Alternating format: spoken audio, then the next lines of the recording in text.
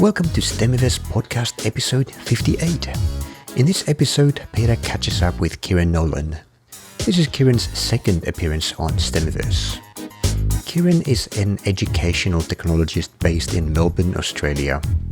He's an international speaker, CoderDojo mentor, blockchain expert, and business development executive. Kieran is driven by innovation, disruption, and lifelong learning. These drivers empower him to play his part in revolutionizing the EduTech space as we know it.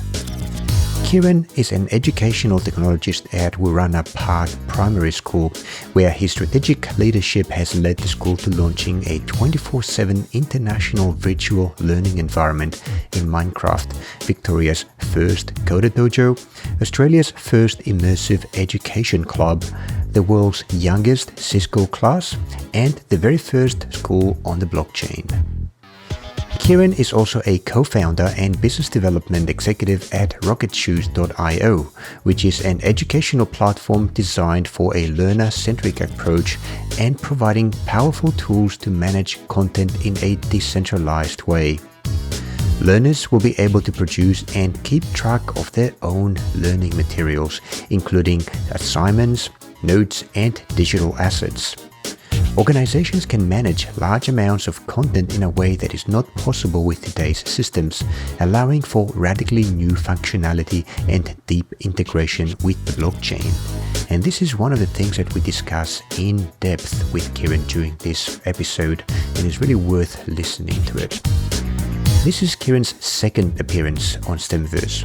The first time around, back in episode 25, we discussed the school in the cloud and how the blockchain influences education, as well as cryptocurrencies and its social and educational implications.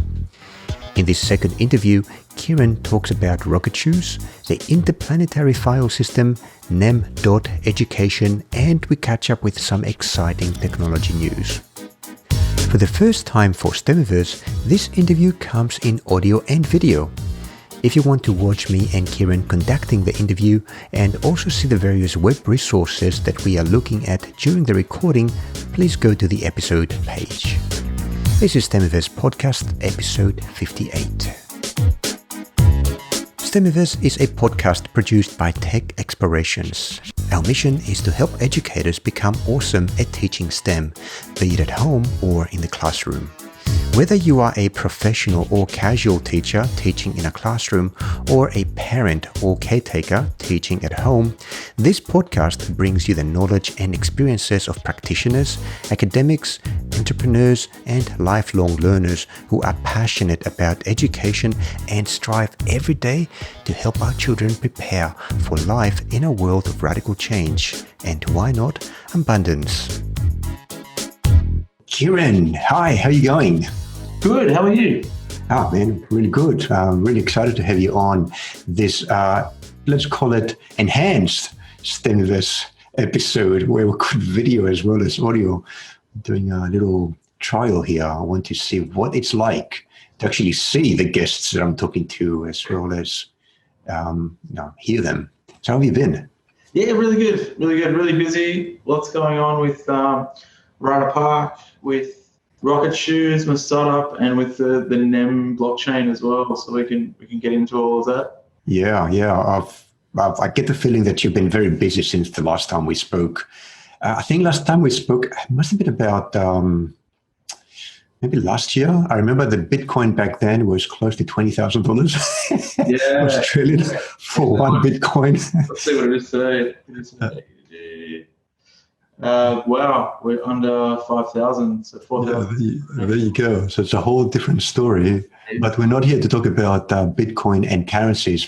Definitely, we're going to talk about blockchain. Yeah. There's been a lot of developments in that area, and in particular, blockchain and education. You've been making things on the blockchain, haven't you? Yeah. So we're doing. It's multifaceted, I suppose. So I've got students learning about the tech in the school. And doing a lot with actually Dogecoin, because Dogecoin is like a joke cryptocurrency that actually has a value, but it doesn't matter if the kids lose it. So that's Dogecoin? Dogecoin, yeah. How do you spell that? It's either Doge or Doggy, so DOGE coin. So if you go to dogechain.info, I can share the screen if you want. Yeah. So it looks like this. Can you see that? Yeah. Okay. So basically, this gives you an overview of what's happening with the Doge blockchain. There's a little mascot down the corner here. Hold on a second. I rushed into things. First, we need to know who you are. So give us a quick, bio of yourself. So I'm an educational technologist working at Wooranna Park Primary School in Melbourne. This school's kind of at the forefront of pedagogy and technology and how those sort of intertwine. And we get a lot of visitors to the school pretty much on a daily basis to see what's happening. We just had a current affair out the other day actually to a story on the school. So that's either going up next week or next year. So we're not too sure. They're definitely going to let us know. I've got my own startup. So I'm a co-founder for a company called RocketShoes, which is... the best way to think of it is like a headless LMS that's built on something called IPFS and the blockchain. And I'm running what's called consensus of content, which is essentially, I won't say just students because teachers as well, but learners being able to vote on what they want to learn using the blockchain tech in an authenticated manner. So yeah, that's multiple. Is that all? Okay, not your typical school. I'd say you guys are like space age technology school, and half of what you said doesn't make sense at this point. But we're going to dig into it and break it down into simple language so that I can understand what you're talking about. Sure. So recently, I should also mention because it's quite relevant. I did another interview with Mark Roper, who, funny enough, was one of my students in one of my last years at university when I was a lecturer, and he is a founder of a blockchain and mining, Bitcoin-like mining or cryptocurrency mining company. And in that episode, which hasn't gone live at this point in time, it will be published in the next couple of weeks. We're talking about how the blockchain can help save the world, among other things that we discussed. So in a way, today with you, Kieran, we're going to talk about how the blockchain can help save education, right? or maybe bring education into the 21st century. So maybe I think just before we begin with the actual part of the interview, before I hit record, we were talking about some really earth-moving developments in the Australian tech sector that have to do with government and government regulations. And I thought, wow, this is very significant because it does affect a lot of us. And Australia does have a significant tech sector. So can you tell us what happened? Yeah, so the other night, basically there's a new bill passed that's called the Assistance and Access Bill, which is essentially making encryption obsolete within Australia. So it's pretty much, I think, like unbeknownst to the politicians that have passed it, it's pretty much the most draconian thing that's happened in any country ever, and it's happened here. So basically what it means is any tech company that has any form of encryption, so think of Microsoft has a big presence here, Amazon, anyone you can think of, basically. But what about smaller companies, like hypothetically speaking, like me, hypothetically, I might be interested in protecting my company data by encrypting it. Exactly. Since I'm storing my files on the cloud. So I work with my team. But let's say, I'm not admitting that I am, but let's say that I am encrypting all of these files. Does that bill affect me as well? Yes. So basically what it means is if you're a developer, and really that's our main export in Australia now is really good developers. We make good tech. And with this bill, it's essentially killed that.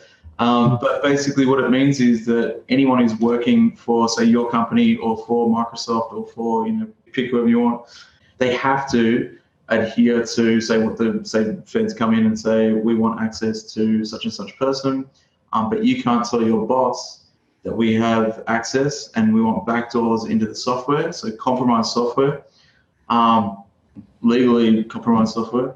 And essentially that means you're no longer able to trust any software that's developed in Australia from now and forever until they get rid of this bill. So it essentially means that any tech company or any developer, more to the point, is going to go overseas. So we're going to lose everything in Australia that's been built, and it affects me directly, and it affects what I'm really passionate about, which is RocketShoes. And we're essentially what RocketShoes is, and I can go into detail on it, but kind of think of it as a headless LMS where you have the data layer. So instead of your data as a student going from here all the way to servers over in California and then all the way back every time you want to use something, that's how the cloud works. It's flipped over. So using IPFS, the data belongs to the student and not to a third party. Now, to do that, you need certain types of encryption so that you can be more efficient. So instead of the data going overseas, it gets broken into little pieces, put onto devices that are close by, and then you retrieve that in a much more efficient manner. Now, with this bill, that's going to basically mean that this is the worst country in the world to develop something like that. What about North Korea? Yeah, not as bad as here. No. Well, it's legit. World record? I don't think North Korea, now they probably do, have backdoors and everything, but they haven't put anything into writing like this. They just do it as dictators. No, it's legislators, so okay, at least we are by the law. Yeah, I suppose it's pretty amazing, but it's essentially like if you think of Lifehacker had a really good article. I'll share the screen just so you can see. Yeah, sure. And so Lifehacker is like an online magazine, right? That people go and exchange views on news or exchange news themselves. That's right. Basically, they go in depth, but there was one part that really kind of made sense. Some interesting comments flashing by. There's a million. If you go on Twitter, it's crazy. Sad day for democracy. Yeah, anyway. These guys break it down. You can go and have a look at it yourself. But basically, they go into in part of the article. Say you're a developer here or looking to come to a country that is really good at developing technology. You can no longer come here because you can't trust the stuff that's been developed here, but two, you could be either fired, or if you don't follow what the legislation says, you could be sort of against the law. So it's lose-lose, like nobody wins. It's worth having a look at the details of this legislation because it does seem very alien to me, like seriously alien in a country like Australia, to actually legislate to have an employee of a company being essentially forced to withhold information from the at least direct supervisors, That's right. the directors of the company, and to be forced by the government to essentially lie and do things such as insert backdoors into the software that they're designing as developers, like with the trust of the company and the company's leadership, and be forced to essentially compromise the product that the company is paying them to make. So I'm going to spend a bit of time to have a look at this later and look at the source of this new bill and see how it's written. I think that the details make a difference in the matter. Just to take this back to RocketShoes, I'd like to first of all talk a little bit about the motivation that you had to go into development of this new software. So it is an LMS. So I guess our listeners understand what an LMS is. It's a learning management system, like something like Blackboard they may be familiar with, right? Or LearnDash, things like that. Yeah. You can put on your courseware on it, and the students can consume it in the classroom, at home, etc. What was wrong with those more traditional existing solutions that prompted you to go and develop RocketShoes? Well, it's not really in direct competition with that. It's with LMSs. So it's if you think of it like a headless LMS, so meaning you can plug it into any existing LMS. So it makes it more efficient. But we're developing that, and we're developing an app for Wooranna Park first. So Wooranna Park will be the first school to use it. And it essentially means that Wooranna Park is going to be the first school in the world where students own their own data. It's never happened before, which is really exciting. So basically this came about, it's kind of been a bit of a personal journey as well as... Sorry, Kieran, just to clarify here. So apparently if you use an LMS like Blackboard, for example, instructors, teachers, students' data live in the data center where the application is running. Yeah. So essentially, if your application is running, say, in North Korea, then the government there, whoever is in power, can directly access your data with no problem. There's legislation about that in the US. So if, say, the FBI has got suspicion to believe that there is some evidence in a particular case working on in the data center where your stuff is also stored, they have the right to access it. And same thing happens in Australia and many parts of the world. What you're saying is that there is value in a person owning the data that they produce, the work, and that they need. Definitely. Right? That goes to education. It kind of goes beyond that. So if you think of at the moment, like I would say the number one tool that students use is YouTube. We kind of talked about it just before. Yeah. But not just for learning, but also for creating. They create a lot of content, put it on YouTube, and that's really cool. Except for any content you create belongs to Google. So we've had students in the past do their Enigma missions in the school, and we had one girl do, I think it was GMO foods, and did her Enigma mission on that, put up the video, and yeah, the Google, because the politics obviously didn't align with whatever Google's is or are. Policies, yeah.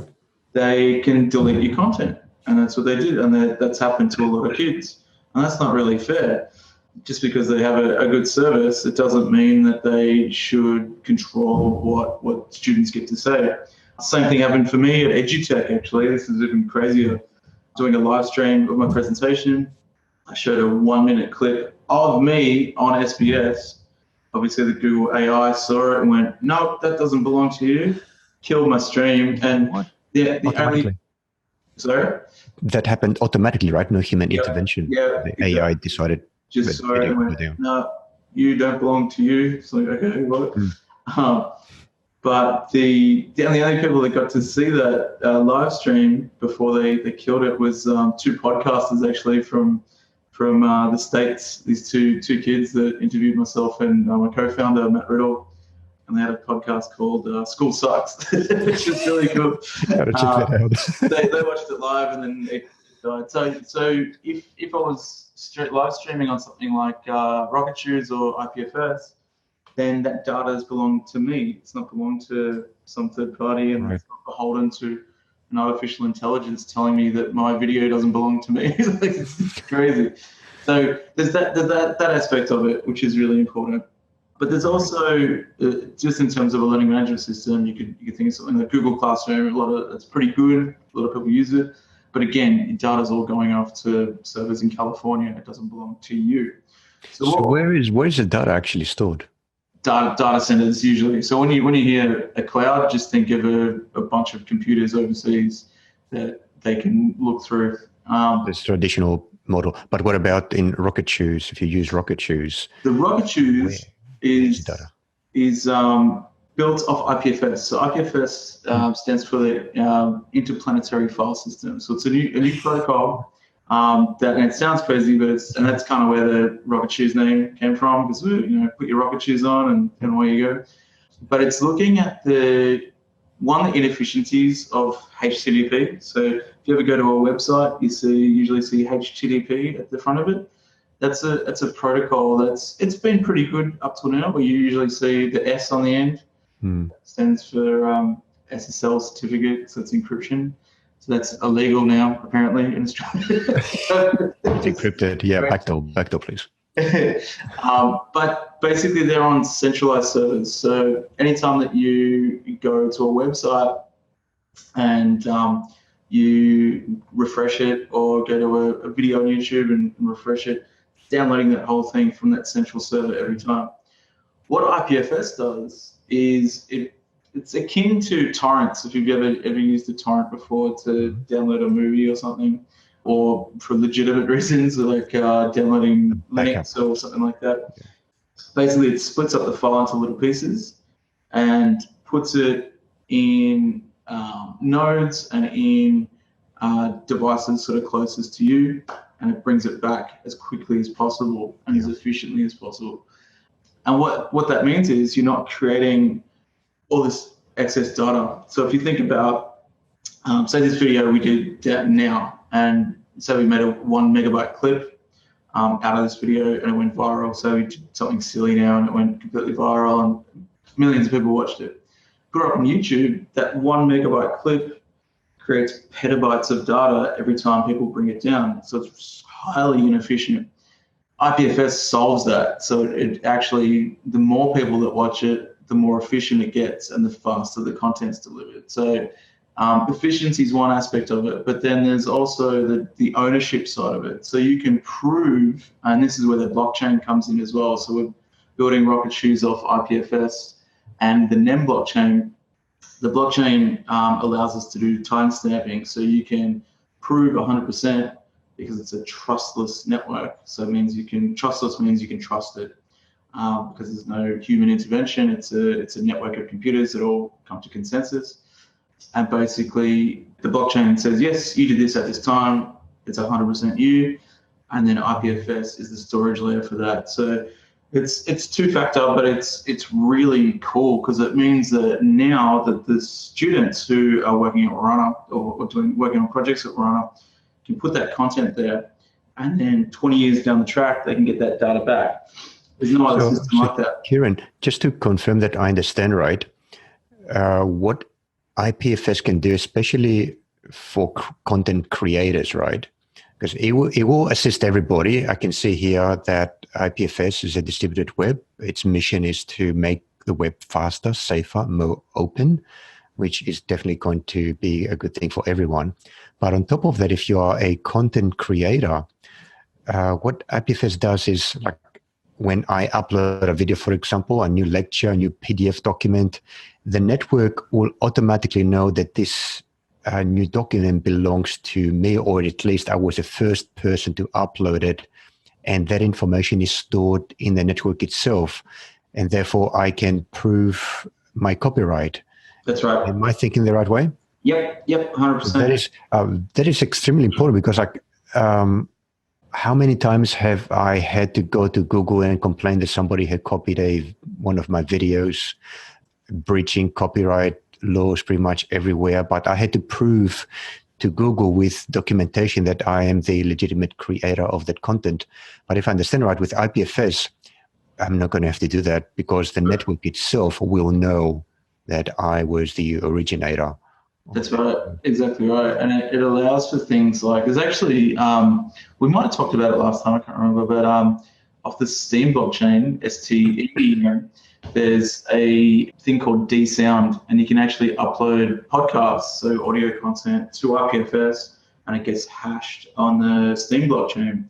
And then through that, content creators actually get paid in cryptocurrency for their content, but they have 100% ownership over it. So yeah, there's no disputing when you create something, it's 100% yours, and the network agrees, and everybody agrees that basically, because you can hash down to the atomic level, meaning that you can have content that's 100% yours. Hey, there we go. Yeah, so it's super exciting stuff. It's really it is gonna change everything. And I mean, there's a bunch of competitors. Storage is one I probably talked about last time, that are decentralized and allow for content to be 100% owned. But I think this is, out of all of them, is the most efficient. And if you get time, read the white paper. It's really, really interesting. But basically, so we're taking that, but building on top of it. And we're actually, speaking of Google, for Wooranna Park, we're using Google SSO, so single sign-on. So kids can just click, boom, they're in through an app. So we're developing for touch first purposely. So they click into their wallet, so they have a learning wallet, and then all their files that are in there are there for the next 1,000 years. And the really cool thing, and this is why it's kind of a personal journey, is because we've, like I mentioned, the kids doing Enigma machines. We were using an LMS at one point that was kind of cool, that the kids all liked, but they jacked their prices up and our school couldn't afford it anymore. So they kind of picked up shop and ran off with all the kids' data. So the cool thing with this now is, even if RocketShoes disappears tomorrow, your data's there forever on IPFS and no one can take it away from you. So it has real implications for education in particular, because it means now, say you have a daughter in prep and she's done some amazing artwork. We probably all did amazing artwork in prep, and then it kind of disappears and you never see it again. But that artwork, she can get 20, 40 years later and use it like in her job or whatever she wants to do. So it becomes a learning wallet that follows you forever through your whole learning journey of your life, that you can share with everyone. So it's super exciting. As you're saying that, like a couple of things come to mind. First is how education is changing regardless of whether IPFS is here or not. And I'm thinking of gaining entry into universities using projects like in a project portfolio. We talked about that in previous episodes. So that's one place where you have all your work, at least all your digital work. And if your work is not digital, it can be digitized, right? These days, there's no shortage of methods to get everything in cyberspace. So you've got all this work on the internet somewhere. Look, you can use IPFS, and the fact that you use IPFS means that it is secure on the internet, regardless of which application layer you're using on top of it. Then another thing I was thinking is, like, at least in our generation, right, pretty much we were kids before the web came along and Web 2.0 eventually. I really only have a few scraps of work that I did when I was 10 years old, almost nothing left. Like, it's all distance memory. Almost nothing left. But what you're saying is that this technology will allow pretty much kids to record everything that they've ever done from the moment they were able to get on a computer. Record it and own it 100%. Own it. Yeah. And the network knows who the owner is.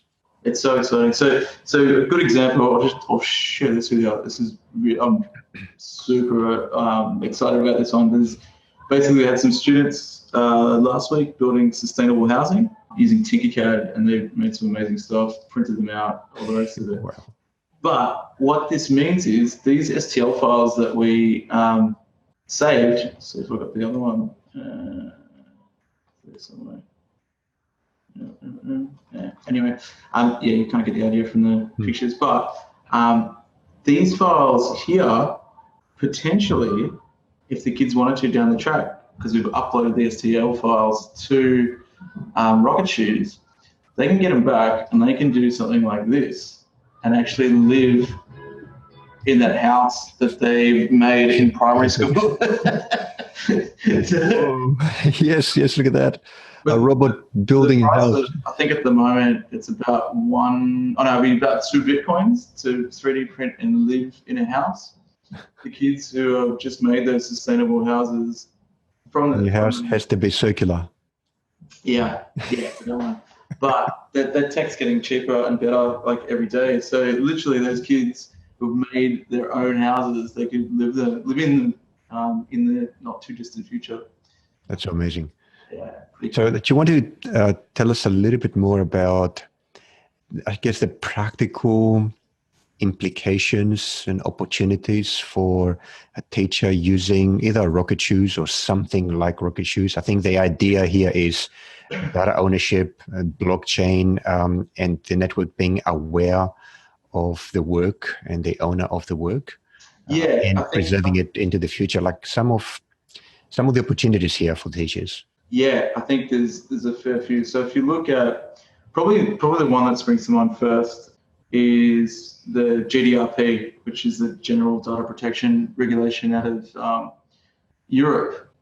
Now that legislation does expand to Australia because we have a lot of international students here. And pretty much every LMS, if not all of them, haven't really thought about it at all. So basically what it means for maybe not so much a classroom teacher at the moment, but for their students going into the future, the LMS that they're using, so say they're using, you mentioned Blackboard before, or if they're using Google Classroom or Edmodo or something like that, if you plug RocketShoes in as the storage layer instead of it going over to servers overseas, then you're compliant with the GDPR, and it also means that the students have ownership as well. So there's a lot of implications in terms of the storage layer. I think for the classroom level, I think it means it's a good learning tool. So looking at where your data is going in particular. So there's a app that we're using at the moment that we're beta testing with the kids here called Textile. And Textile is essentially, if you've ever used Instagram before, it's essentially that, but on IPFS and on the blockchain. And so what does it do? So you have threads, and so it's just for photos. You take your photos, you share your photos with your friends, but you have ownership over that content, so you can revoke it at any time. So if you put that out to a classroom setting, you can have students taking photos, sharing work with a teacher, but then they can revoke that when they want to, when they move on to another school. So really it's from a student perspective, it's super important, but if you think of it from a teacher perspective, there's a lot, and this goes right from K through to higher ed. There's no system at the moment where teachers can create content. So flipped learning, where you're creating a video and you want to share it with your students. At the moment, there's no way of indexing that. So you have stuff in little bits and pieces all over the place on YouTube, maybe on Vimeo, maybe on whatever else, and it all gets lost. It all gets lost, and there's no way of finding who does what. Even if you have an LMS, it's still all over the place.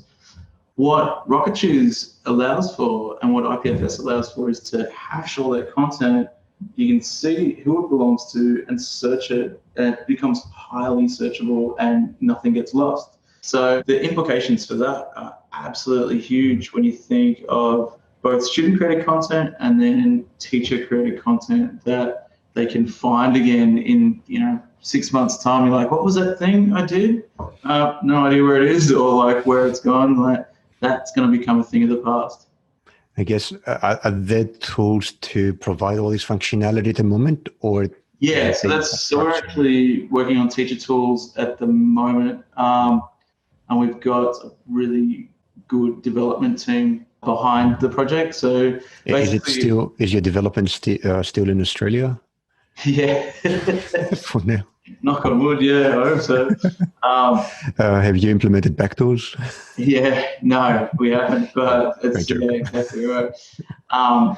Well, and that's something that I think we need to really address as well. We've actually got, just looking at my calendar, we've got a meetup on Monday talking to a whole bunch of developers that are all coming into Stone and Chalk and from the blockchain center and everything to discuss that specifically, because I think somebody needs to take some action with that. But basically with RocketShoes, we're broken down into milestones, and we've been funded through the NEM community. Could you tell us about NEM, because I found that very interesting. Yeah, it's really exciting. So basically what they do, instead of traditional sort of VC funding or grants or the usual ways that startups get funded with, borrowing money and all that sort of thing, what NEM do is actually fund projects based on community votes.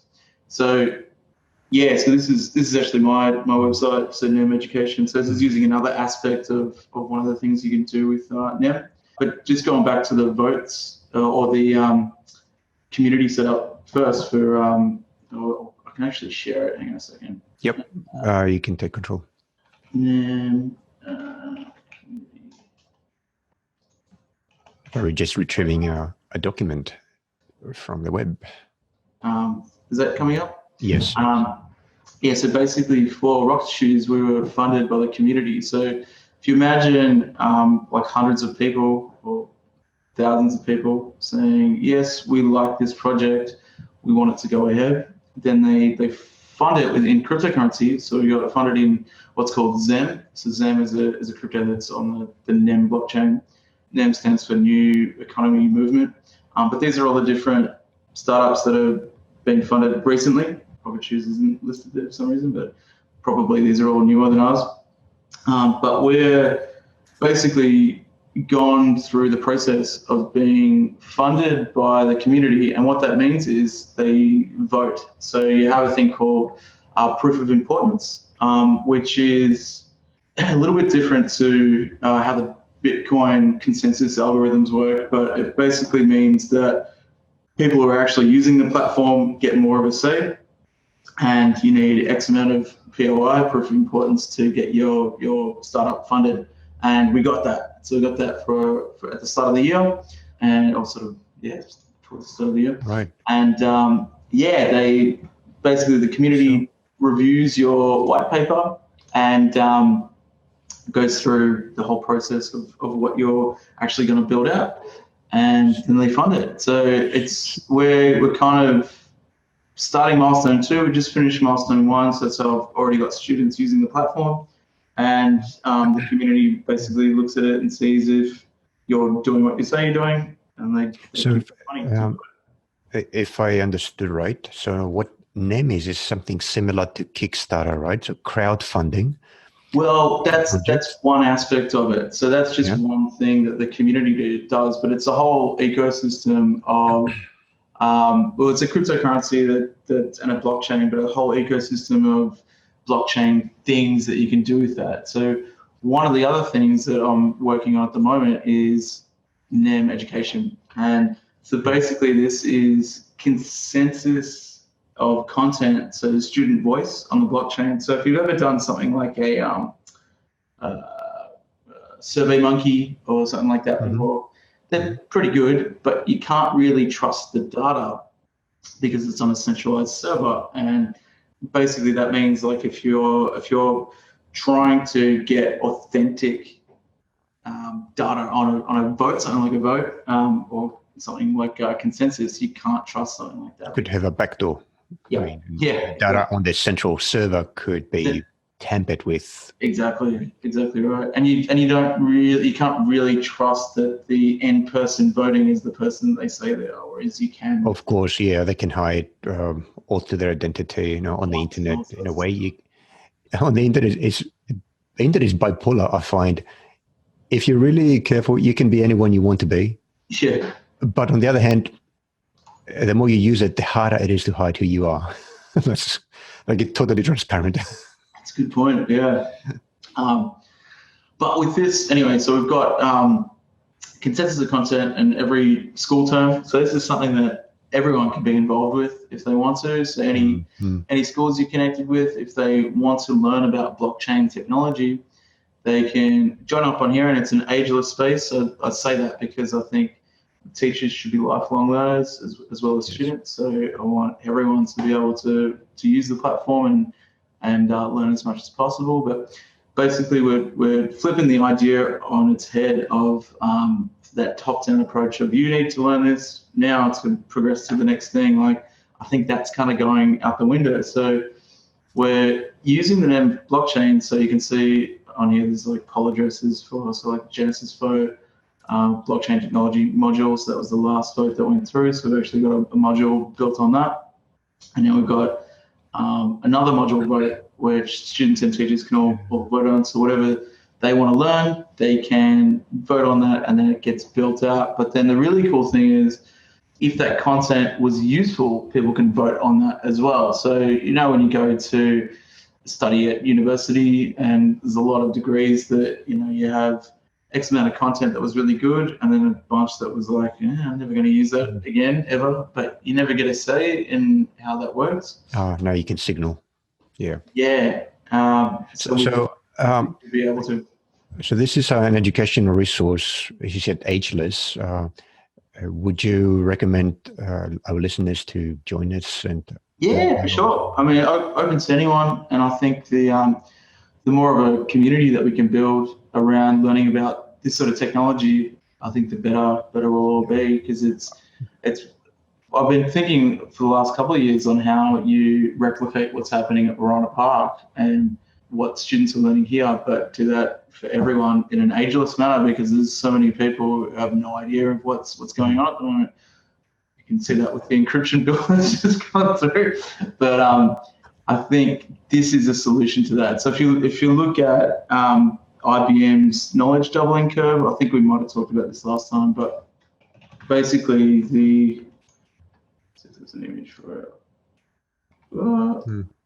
An inflection point.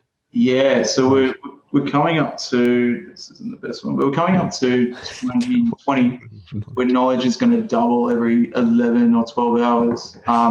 At the moment, I think we're at every 11 months. But once we hit that mark of 12 hours, it's going to be exponential from there. And that's not just data, that's knowledge. Yeah, I wanted to differentiate on that, because obviously we all know how many new cat and dog videos and prank videos go on YouTube every second, right? Probably tripling every second. I wouldn't call that knowledge, though. I'd call that data noise. Right? Yeah, that's right. Yeah, you're talking about actual knowledge. Yeah. I've got a PhD in knowledge management. Not many people know. There you go. And it took me a couple of years to figure out now what is knowledge. I almost said, what the hell is knowledge? Maybe I can beep it out. What is knowledge, right?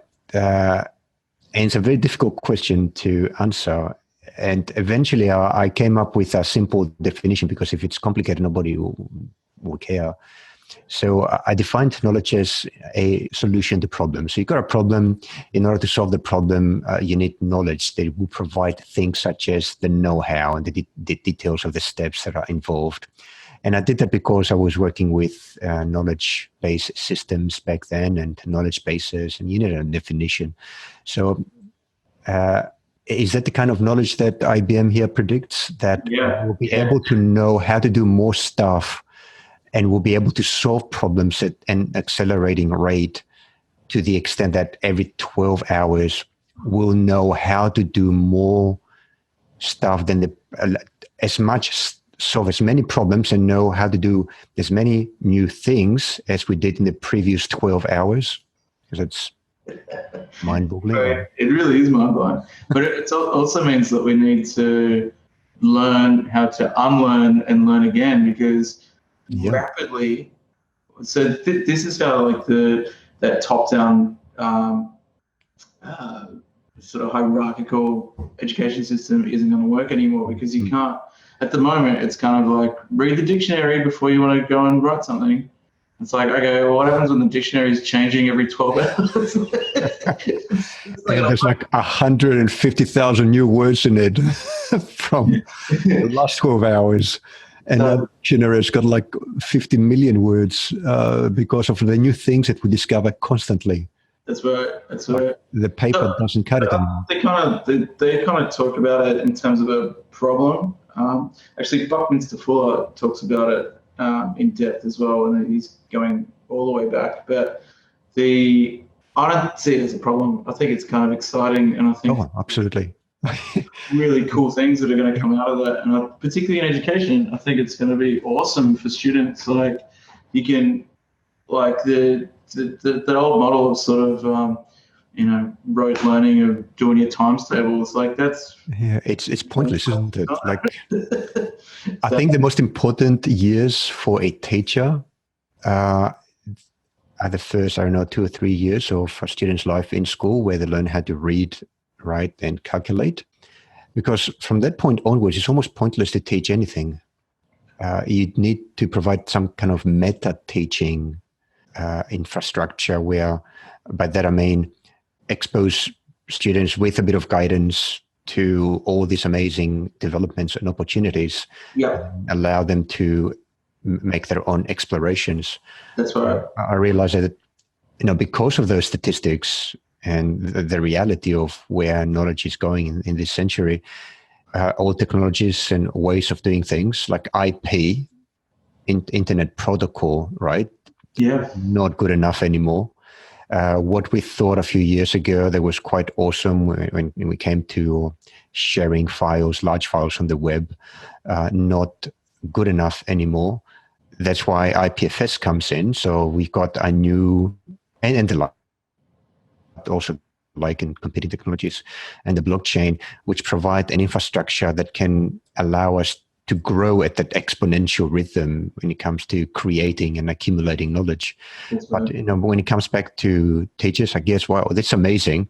It's like, how can possibly a teacher be replaced by a robot when we talked about this in previous episodes, where a teacher has got so much more to teach these days and so much more guidance to provide that it's a job that never ends, and themselves need to be, or ourselves, I should say, need to be basically feeling like students constantly. So there's the distinction between teachers and students is also almost extinct at this point.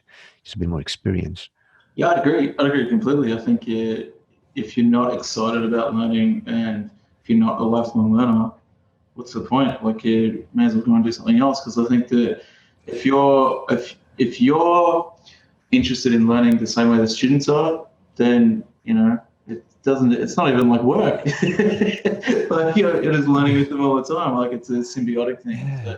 Yeah. Interesting statistic. I was reading a newspaper yesterday. I rarely do that, but I happened to read a newspaper, and it was talking about France, how France has got about 9% unemployment right now, which it is a relatively high percentage of people unemployed compared to places like Australia.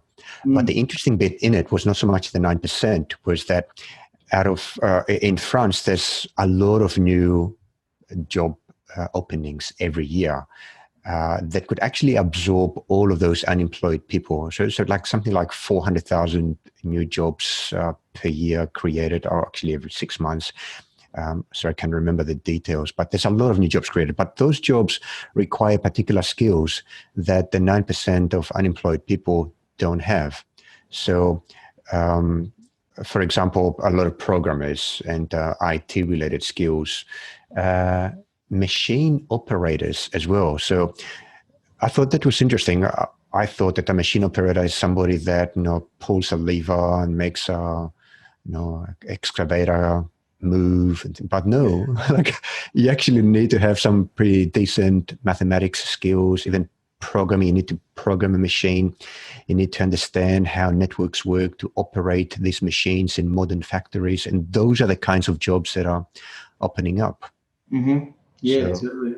Well, yeah. I think networking in particular is super important, and there's not enough emphasis on it. So we've actually had a group of cybersecurity graduates doing placement here at Wooranna. So we had about 12, I think, over the last term, actually working with the students here. So we built that was the other thing. So we finished our STEM Centre, which is really cool, or STEM Centre, whatever you want to call it. But I think we talked about it last time, where we got funding through BTC, and the kids got to vote on what hardware goes in there. Yes. And built it out of shipping containers. So we finished that, and these cybersecurity students came in the nick of time. To be honest, they really helped out. So they helped us build a network engineering space in one of the containers. So we have a Cisco container.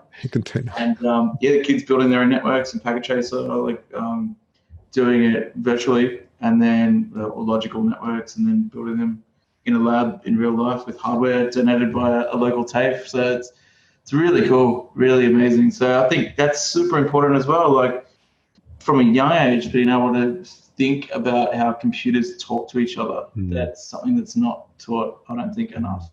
Internet of Things, right? Yeah. What IBM was saying in the chart you showed earlier. So Internet of Things is also contributing a lot to that expansion of knowledge creation and acquisition. That's right. It's all about networks now, machines talking to other machines. You need to be on top of this. Yeah, that's right.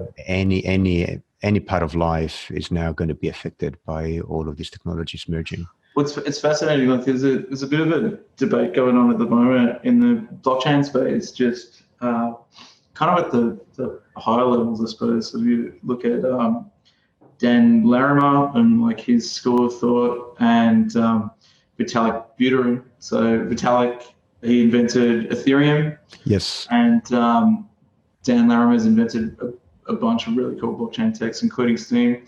But what's his latest one? EOS. So EOS is sort of competing with Ethereum.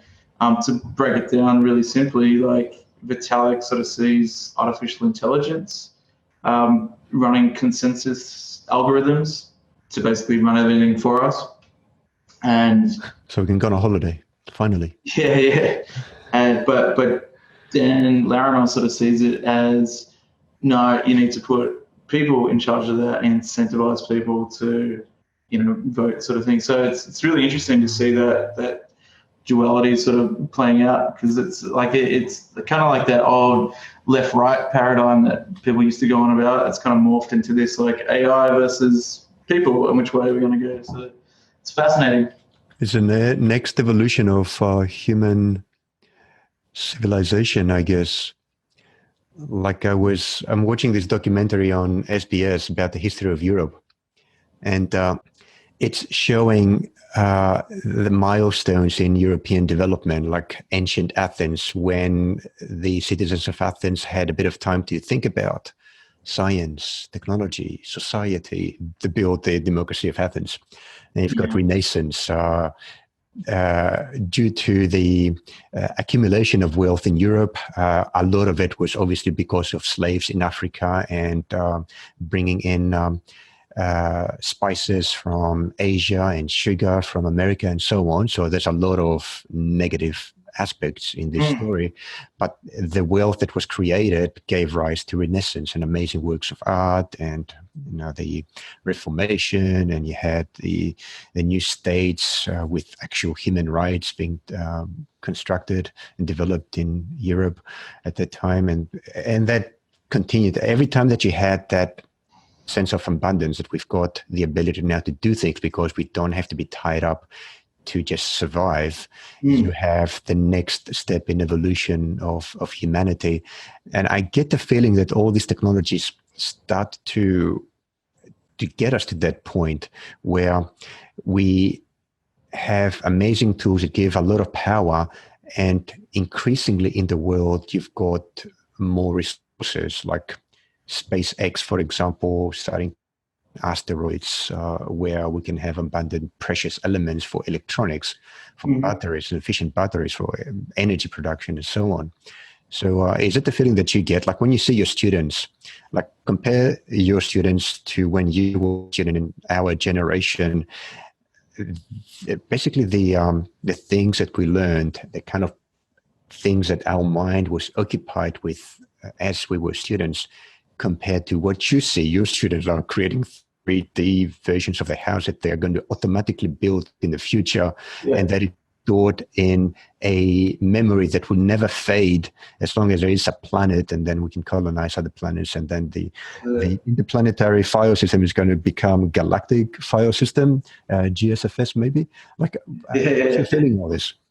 No, it's definitely. I think it's huge. Since like I was a kid, like when I was 10, I was a blithering idiot compared to these kids. I knew nothing. Yeah, so I'd sit in the corner and do nothing for hours. I thought it's normal. I was playing like Mario Brothers, but I wasn't really. Yes. Like the higher order thought these kids are thinking now is just mind blowing. But it's all thanks to the internet and being connected. It kind of annoys me when you see these schools that are like banning technology and blocking the internet. It's like, really? That's how you learn? Like what? Oh God, there's my phone going out there, but I'll better go in a second, I think. But that's all right. The other thing I wanted to announce, and this sort of goes into that, is we had a current affair out last Friday, and basically we're going to go one-to-one smartphones for next year. So it's really cool. So, and it kind of flies in the face a little bit of these schools that are saying, phones are bad, distraction tools, blah, blah, blah, blah, blah. But what it means is, we're not just doing it for the sake of it, we're doing it purposely. So there's equity of access, because not every student can afford the latest MacBook Pro that these private schools can afford. So families can now get a $98 or $89 Android device and be connected and just as connected as their peers, but we're going to do it on a tiered thing. So like Android, a cheap Android device, like mid-range up to an iPhone, and the kids can sort of choose what they want. So the kids will be given a smartphone by the school to be able to participate in the digital education. That's right. So the create content, consume content. So there's the creating content's huge, but the what happens with RocketShoes and it's like Textile, for example, so they're called DApps, decentralized apps. Basically, they allow you to create a distributed network of phones. So every phone in the network becomes a node in the network. Yep. So it becomes super efficient. So the more phones you have in the school, the more your data gets to you as quickly as possible. So we're creating a distributed network within the school. But it also allows us to create an augmented reality learning space throughout the school. So every device has AR, so you can create triggers. So the whole school is going to become a magical AR learning space. So it's multifaceted. Like we're not just going, oh, we're getting phones for the sake of it. Like it's purpose-driven, and it's going to solve a lot of problems that I think are in education at the moment, like without having a device with you. And the other point is ethics. So it's at the moment, and this is something people don't really think about from a student's perspective. At the moment, you have a lot of, like all of us. So I've got a phone in my pocket now. You probably do too. Everyone who's an adult has a phone in their pocket, and we use it to learn all the time. So we pull it up. Oh, is that thing that we wanted to do? And we look it up. But we do that in front of kids, and we're basically saying to them, "Oh, we're allowed to learn like this, but you're not. Like we're better than you," sort of thing. And it's not really fair because it's a 24/7 learning device that you can have in your pocket. So that's where we're sort of coming at it from, and we've got a new internet connection or a fiber optics coming across the school to support it. And yeah, it's all happening next year. So I'm stoked. So we'll have to do another podcast to when we actually get it all up and running. Definitely, you've got to get this done again. Like you've got, as I said before we started, you've got so many developments to tell us about that. I feel that I've been sleeping since the last time we spoke.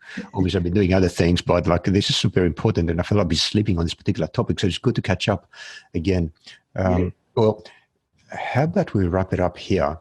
And in conclusion, I'd like to ask you to summarize all of the amazing things that you discussed, that we discussed, and from the teacher's point of view, what should they pay attention to? What should they take home and perhaps do a little bit of work after listening to this podcast? How do they prepare for all this? I think probably the best thing to do is jump onto nem.education, and you can sign up there and you can jump into some blockchain modules and have your say in what you want to learn.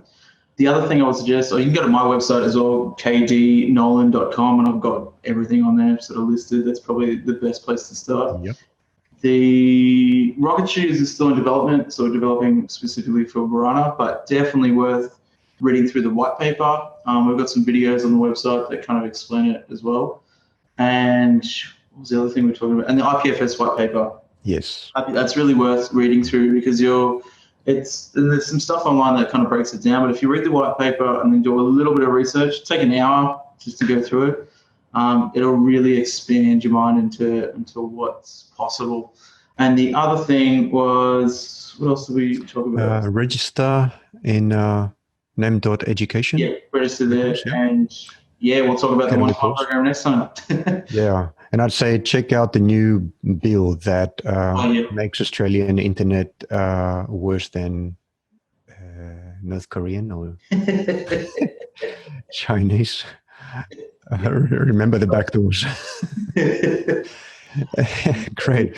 And with that, I'd like to thank you, Kieran. It was really enlightening. Gee, what an hour.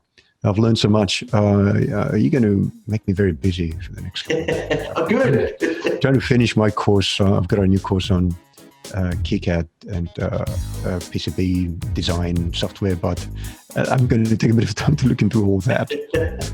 Awesome. Good to see you. Thank you, Kieran. Talk soon. Bye. That's all for this episode. The notes for this episode that include links to many of the resources mentioned and information on how to get in touch with Kieran are available on our website, techexplorations.com. Each episode comes with its own page on the Tech Explorations website and a goldmine of information in the notes. This Stemiverse podcast episode was produced by Tech Explorations. Do you have any questions or suggestions? Would you like to nominate a friend or colleague to be our guest? Please email us at pa@texplore.com. Subscribe to us on iTunes by searching for the name of our podcast, Stemiverse. That's Stemiverse. Thanks for listening, and we'll see you again next time.